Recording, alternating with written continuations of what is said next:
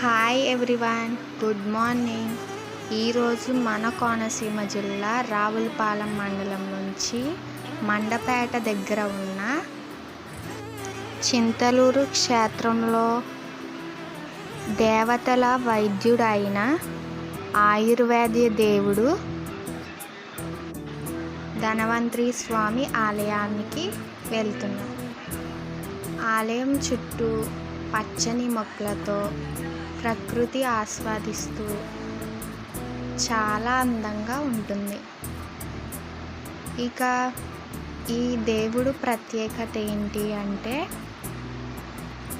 స్వామివారి మెడలో స్టెతస్కోప్, చేతిలో జలగ ఉంటాయి. ఈయన జలగతో వైద్యం చేసేవారంట. ఈ గుడి ఎవ్వరికీ తెలియని ఒక చిన్ని మారుమూలన ఉన్న చింతలూరులో ఉంది.